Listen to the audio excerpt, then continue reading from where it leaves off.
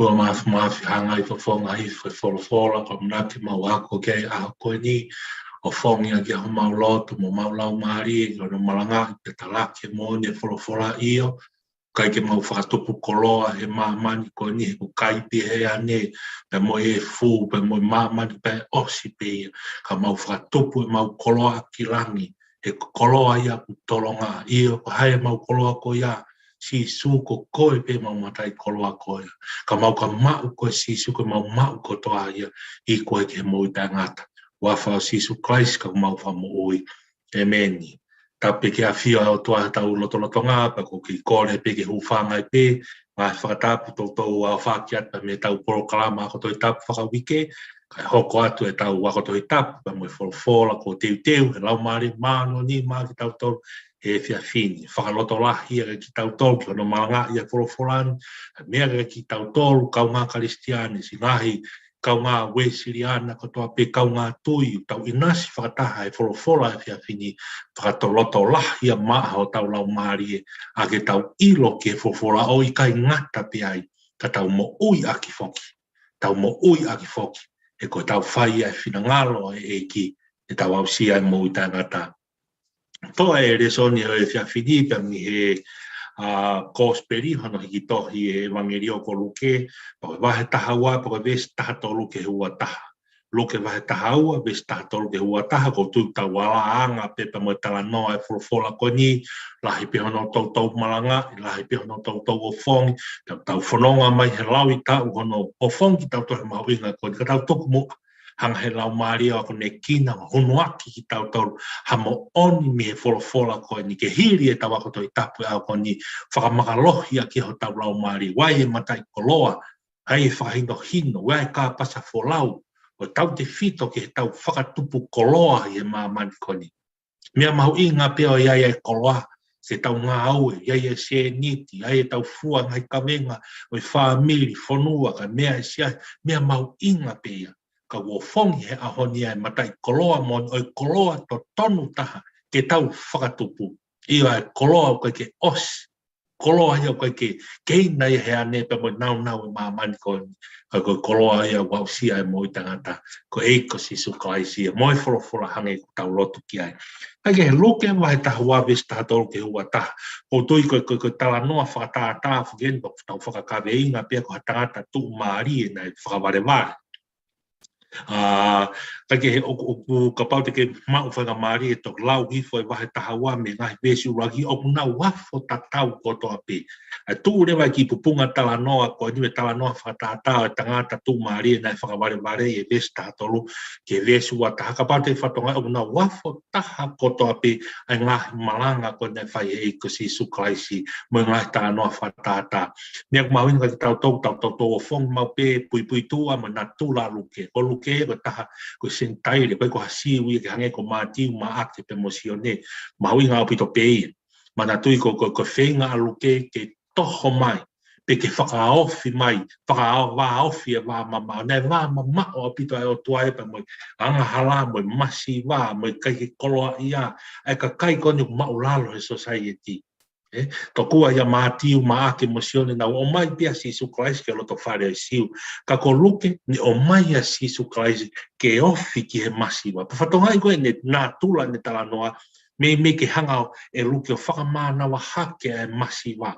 Whakamānawa hake ka kai moula loa pe lo me kina he society o kaua i e tala noa a honi ki hea tūmari. Matui ko tala noa pe tūmari e, koe kau riwai te, koe kau taulai ke, koe ka kai siu, ka kai ia maolunga, koe ka kai ena e tūmari e he kuonga ko ia.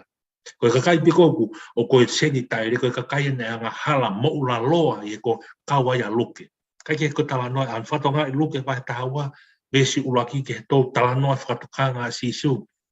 Mo tokanga I le vanya kau wharesi hypocrisy pe ko ngai malua loi pe me ngai whakatau where e kau wharesi luke vai taua hoko whake vai ves wha ke ves fitu tala noa Sisu o te tau mana wahe ke ka kai no hanga tāma te I pe whangai whatapuha tau sino mo tau kakanoa pe ka tau mana wahe ke teia ten hanga tāma te I ho tau sino whakataha mo tau lau mari ai ko si hoa koe o tuaia hoko mai ai ke talanoa vesi walu ke vesi tahawa wahe tahawa talanoa ke whakamooni ki a Sisu Christ. Mahu inga taha tau hoko ko kau whakamooni a Sisu Christ. Asiai e ki vesi kone talanoa koe hanga hala ke whanau tamatanga ta wala whakamore more ipe. Ka koe hanga hala ke lau maare maru o i kai te whakamore more ia. He koe hanga hala ko ia. Koe hanga hala koe i kai ke whai e whina ngalo si o wa. Koe hanga hala koe i kai ke tau tui ki he tui totonu. Tui totonu ko tui ki a Sisu ke pekia mo toi tu. He kai ke tau tui tau to he kai peke whamore more he kai peke tau mau ki tau toi mui tangata. Ko hanga hala ia ke lau maria maanoni. Kai ke hoko le vai ki tala noa e vesi taha tolu ke vesi ua taha. Ko tala noa ia o tangata tu maria nai whaware vare. Pau te hoko hivo lau te tapu ke vesi ua ke vesi tolu wha. O luke vai taha o tala noa oa te tau loto mo ua. Ko ngā koe koloa mo ngā materia e mahamani ko ni. O stu hangu tala noa kai ko speriason mai tawa. O stu o whiunga pe ai kovia o e aho mo aho. Ko a pong ia tu hanga pe e kia toko naki ma ki tau tolu. Kai ke kapate whatonga e lewa, ko tau hanga trace, ko tau hanga ia whaloa e fo i hafo e wahe taha ua kotoa, mimi ke nofo roto kotoa pe ia. Nofo roto kotoa e ki tawa noa whataa tao e vesi, taha tolu ke vesi wata. Pako i pui tu ale lei pia ke tawa noa le lei ai, ke taki mai kau whanonga malanga, a ke tau tolu ke he hoko, sia mai ke kifo i vesi taha tolu ke vesi wata, ke tangata, ke tawa noa e tangata, tu maari e, nai whaware ware. Kai ke, tau hoko man ke tau tawa noa, tau lau pe, whai e tau ngai whakawinga hange, tau ngā mahenja. Vesi taha tolu mo i vesi taha wha. Pena rea mai hatoko taha mi e kakai o pe, tangata eiki, ke tala ki hoku toko ua, ke ne wae ua moa ai tofia. Vesi taha wha, kakatari e ia ki aisiana. Ko haina ne whakanofo au, ke whai whakamau ia teki mo tolu pe ke tufa. Whatongai ka whai talan, ka mata anga, whai konga mahu inga ne te whito ai e tawa noa whatata o e tangata tu maari.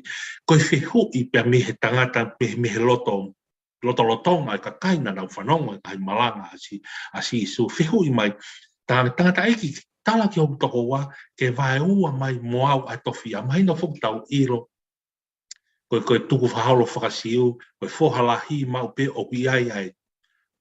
Entitled ke ngahi koloa e tamai, ngahi koloa pe mo ngahi tāpua kotoa pe hangi kumi tau maheni mo ia tala noa o he whuakawa motua isoa pe mo se kopi ai mau e isoa kai ke mo mea e tala noa.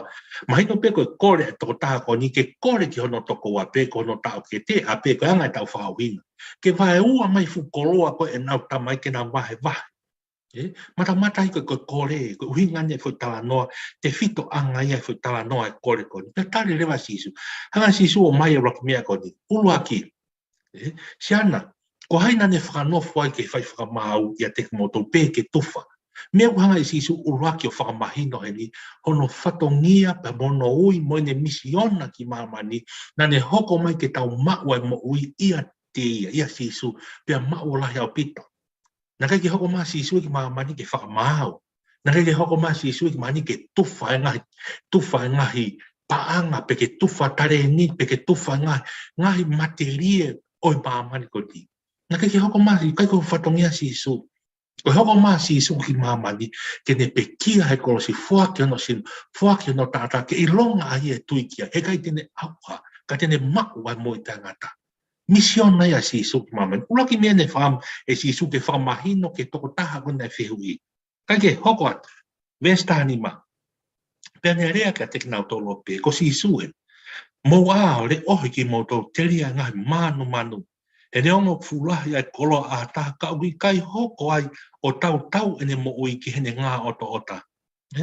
Whatokanga le wa Sisu ia, whatatau ki e whehui nei, whai mahino ka te Sisu, ko nā tūlai mo oni mo ka kai nau nofo, o nofo e nau mo ui o whakamahu inga e nau koloa. Tau e nau mo ui, ko nau mo ui pe e nau ki koloa. Ai ka osi ki koloa, ko ni osi e nau mo ui. Kai te aha mea e mahu inga ia te nau tolu, ka mahu inga taha pe e nau ki koloa. Pe kai whakatokanga Sisu, mo a re ohi ki mo tolu. Patongai te hanga Sisu o repeat my phrase tata aore oi ta tau pia mo ves rak ke ves tolu mo aore oi ki mo tau te ria a re vani e kau wharesi te hanga pe Sisu o te hunuaki mai pe ki foi fora ta tau foi whakatokanga mo aore oi ki mo tau te ria a ngahi manu mea koe manu te tau tok tala noa lahi ai manu amui ke whainga na tula pe moianga halai koe manu ni ongo lahi a koloa ha takau kai hoko ia ke ne tau wai ene moui ene ngā ke ene ngā ota mea lele hange ko tau lotu na tau kamata mea lele au pito e tau pisinisi mea lele au pito e tau koloa ia mau whakatupu koloa mea lele tau ngā lele tau wako poto tau o mau inga mea lele ko toa te ia kau kai ke hoko ia ke tau ai e te moui hange koe wholofola ko asi kau kai ke hoko e te moui ko ia whika ura ko te koloa whika ura ki pia naa mohoto mawhai moku lakanga koe lakanga whai whikau poko lakanga se tuata pina hau te lakanga o te tare kitanga e hoko e haku ia koloa o mahu inga ia ko i mea pe mo whai e mo ui ko whanga whatonga koe ke ngata pe koloa ka koe ma whai ko mea tau mau possess i he mamani koe ni whakatokanga e mou aore ohi ki mo te ria e manu ke oa ke hoko ha koloa ia take pe hoko tau ai o tuku ai e ne mo ui ana mo aore ohi mo tolu me ai whakamamao me he anga hala ko ia. Ai anga hala oi mua ai mamani ko nia kia te tau tolu ia si hoa. Kake koe vesi tahani maa ia. Whakatokanga ne lei mau inga ia sisu. Kake hoko lewa ke vesi taha ono ke vesi taha iwa ko tala noa whakatatai. Wholofola lewa si, pane lea a ki vesi taha ono i ha whakatatai ke te kinau tolu opehe. Ka kua nei ai ha tangata koloa ia nei fua lahi ne ngowe. Pea ne whiwhiri i hono loto o pehe, koe ha aku e whai. He wikai haku kei whare ke tānaki ki ai e ku ngahi fua. Pea ne pehe koe ni pea mea teu whai, pes tā waluia. Teu we teki hoku ngahi where o ko, pea langa ke la lahi. Pea toki tānaki kātoa ki ai e ku koloa mo e ku ngahi mea lelei. Ves tā hiwa. Pea teu pehe ki hoku lau maari, si lau maari e. Ko lahi eni ho ngahi mea lelei ko tuku o whiunga, moa ngahi tau lahi māloloa, kai, inu mo neke neka. Whatongai ke whutala noa whakatata, ke whakaukau a tangata koloa ia koni. Whakaukau mantui koe whakatau e si isu e tala noa whakatata koni, ke te whito i he manu i ha koloa atake. Pe koe hoko ai koloa ai ko hamea ke mua ia, pe hingaki ki ai.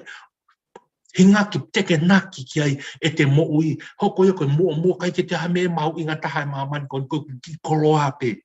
E koloa kou whakatupu he mau. Pea whai e tala noa whakatata koe ni e sisu. Whatonga, tangata koloa ia koe ni, lahi e ne ngoe, pako ne lahi ngā oe, pako aige ke tānaki whe, ko lahi pako si mo ki where o ko ia. Whatonga he ne whakaukau.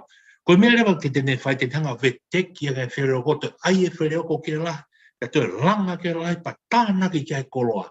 Pea ko ne whakaukau rewa eni, ia rewa aho ia mata e peki ai. Pa ne talange peko sono si lau marie, ko lahi e ngai mea aiko vesta hai wai. Lahi e ngai mea le rei ko tuku o whiunga, mo ngai tau lahi māloloa, inu, kai mo neke ni, aiko mea he nofo i hono atamai. Ko ne koloa ko ni e nofo pe mo ia ta ngata. Ko ne koloa ko ni e hiri e ne mo ui he mamani ko ni e pekia pe e kei hoko ape ne tau lau marie māloloa, munga kono lau marie ke ne mo ui. Se ke whenga whakaukau e tanga noa whakatahata whai e sisu. Ko whakaukau e tangata koloa. Pe whia lau hono uia ko tangata koloa ia whakaware vare.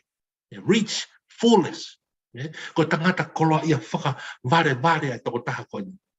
Pe tuk talanko no lau maari iyo, ko ke hela he whakatupu ho koloa māloloa inu pe mo kai pe mo koloa ia pe ho paanga ko ke teu.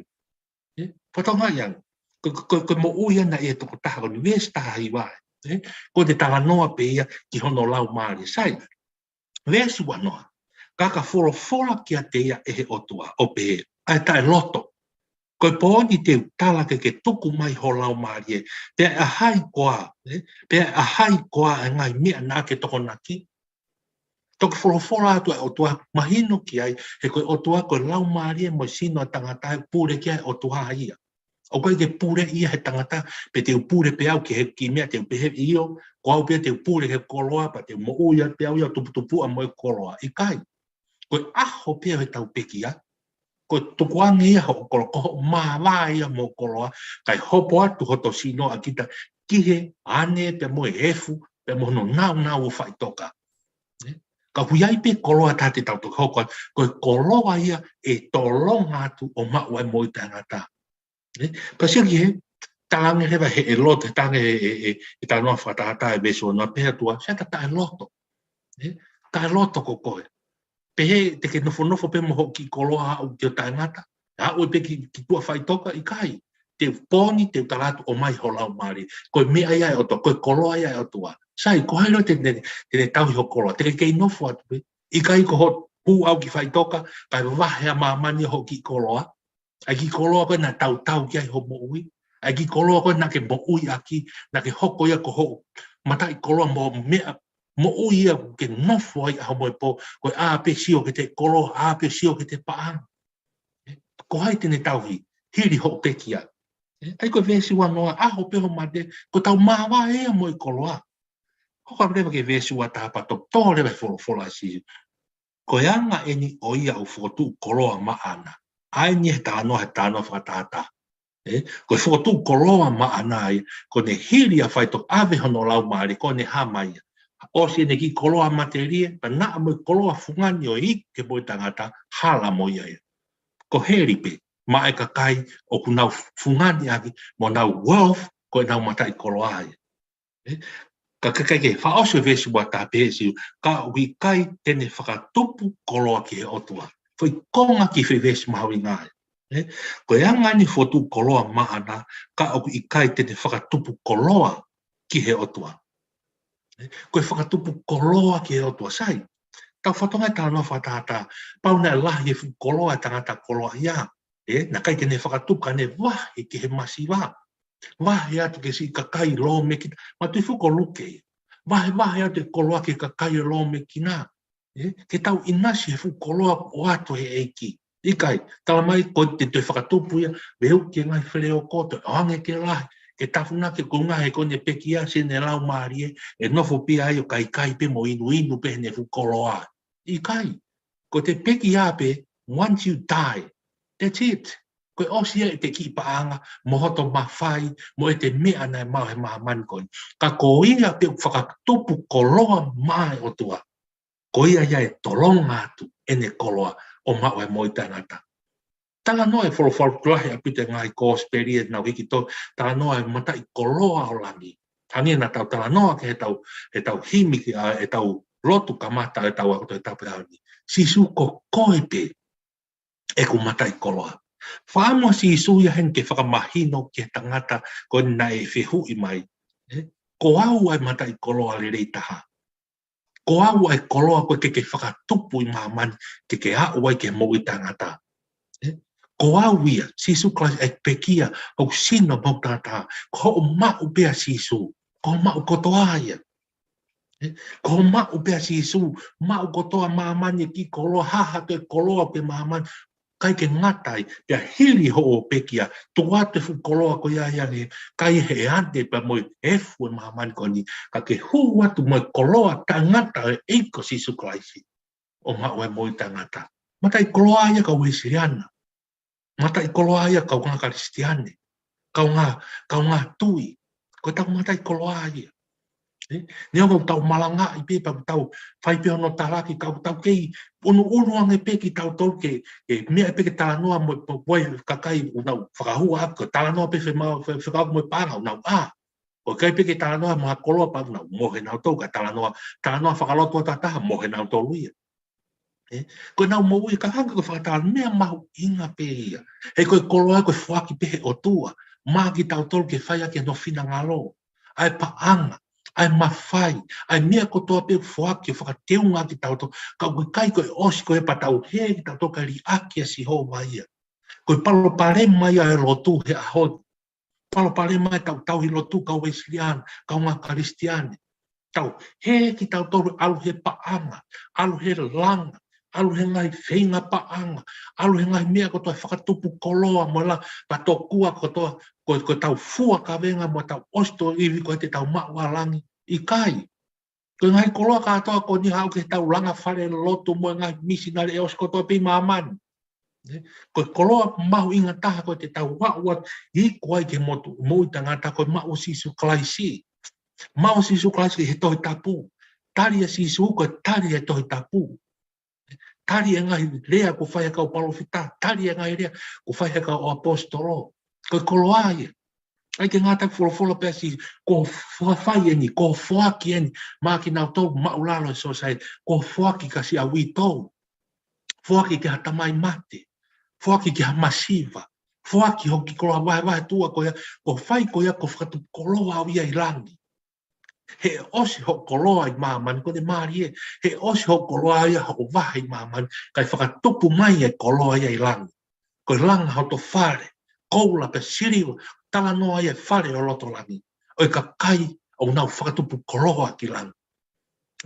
Ko tu iau pa ko hage ko tawon ko nau ia ro mea mole leipe na mo tau masiwa tau inasi be grateful be e tau ngaki me au tau ma e mamani kon hai ki me tau to pono pe ai o te tau hori hange fa tokanga ko fola sisu e resta anima mo re ohi ki mo tol me he manu fa tonga yang ko manu ne fanau i e sio kita ko sio kita ko ne whanau ia tae o wha.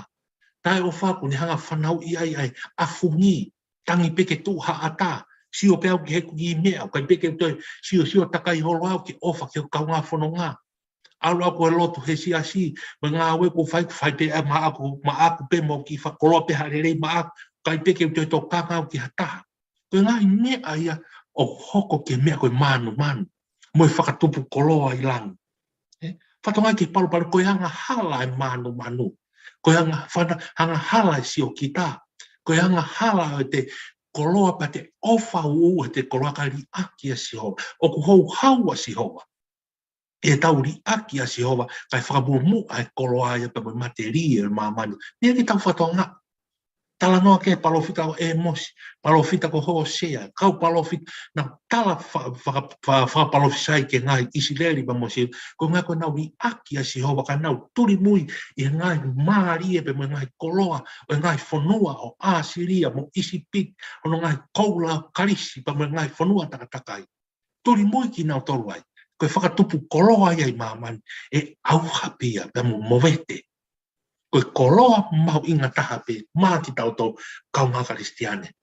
Ange ku tala noa ki ane nai, a trea e puna ke ku sisu koe ku mau pe koe. Koe ku mau koto ai. Matai koloa pe.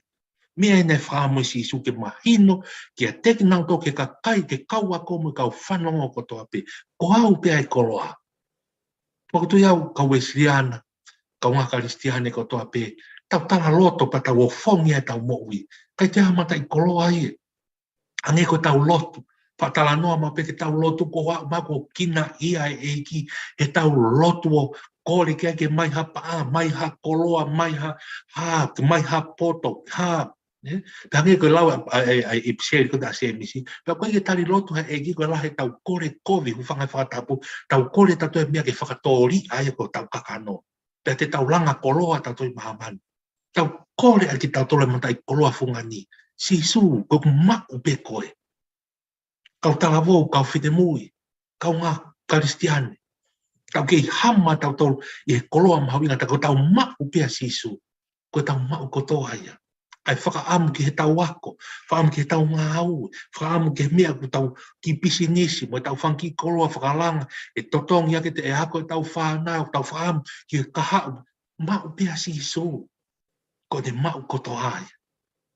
Ko tui ko tāpua kia pa whamau opu lei pia e tau ako wholofola ako tui tāpui ahon ka maho no malanga i e wholofola koni. Kai tui ai ha koloa ia. Tene tui whakatataua e koloa ko eiko se suklai. Ko hae koloa ko ia tau maho he ahoni. Koloa ko ia ko e wholofola e otua. Lau pia whai ki ai. Mo ui aki.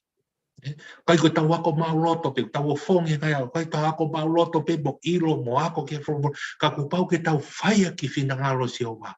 Whai ki ai, mo ui ki ai, wharonga ki ai. Whapapau e tau mo ui e ahoni o tau whai ke mo oni e wholofola. Whapapau e tau mo oni e tau mo ui tau tolu kau whai whakau, kau se tuata, kau malanga. O tau malanga pe tau whai nai ke mea tau malanga aki.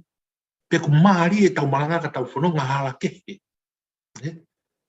Taki, ko wholofola e a di whātwhetai, whakatupu e tau koloa ke koloa mai o tua, ai koloa tu loa ko ia, ke tamasia ko Sisu Kraisi, Maria to pea Sisu ia, ange hono fongi, Maria pea Sisu de tala noa, whakapuriki e ne tala noa heki tala noa whakatātaka ko ne whaamuia ke kau whanongo, ko au ai koloa, ke mou whakatupu e koloa ko ia. Whakatupu ko ia hanga whewhe, tui mai kei pekia, tui mai kei tu ke toitu, tauhi e tui totonu ko ia, koe koloa ia, e hiri e mamani ko nika ke hui tua whaitoka, i nasi ai mō i tangata. O tō mawhetai ka hange koe pōre mau, punaki ko mau whase sisu ke mau maau, mau ngahi mea kotoa, tare ni ti ngahi ta, whanau whare mo koloa. Mau loto e mau atamai whakotu wai o tala, pake tala e mau whai, mau whaki e mau mea kotoa pe maa whiona, e mau ilo whakapapai, an koe koloa mau ngau e ki ai, mo e ako, mo e mawhai, mo e poto, mo e mea kotoa mau whai ke maa mani, o non mo vete pea. E osi pe he mamani koe, ka ko koe sisu e mau koe ke mau moui, koe o tau whanonga, tau ope mo koe sisu, koe koloa ia, te mau huat mo ia ki tui whai toka, a oi ke mo i tangata, he ko koe pe hala, moe mo oni, moe mo ui, moe mata i koloa fungani taha, ke mau e mo i tangata. Tā pe kina ki nao tolu ko toa pe whanonga hoa e wholofola e whiawhi, o whongi ki mau tolu, ia ka kai ku mau tuk maari e mo mau wahe mau koloa. E ko mau whai ia, o whai ke si ka kai maulaloni, ma ka kai masiwa mo lo me kina society, ko mau whai ia ma au sisu, ko mau whakotu uia koloa, mai pure anga o tua. Tāpe kina polo kalamani, tāpe kina ki nau tolu ko toa pe, si ngai fofonga, ngai tamai, ngai wha kau ngā karistiani, kau e siriana ko toa pe, tāpe kina whataha ki mau tau mai wholofola, o whongi a ke mau moui, ko ngā ko pirikimi, mau whai me taimi, ke mau au sia i tāni te mau whanonga ki ai, wawha Sisu Kraisi ka ku mau wha mo ui. Amen. Māloa pito mo mea mai, mo mea.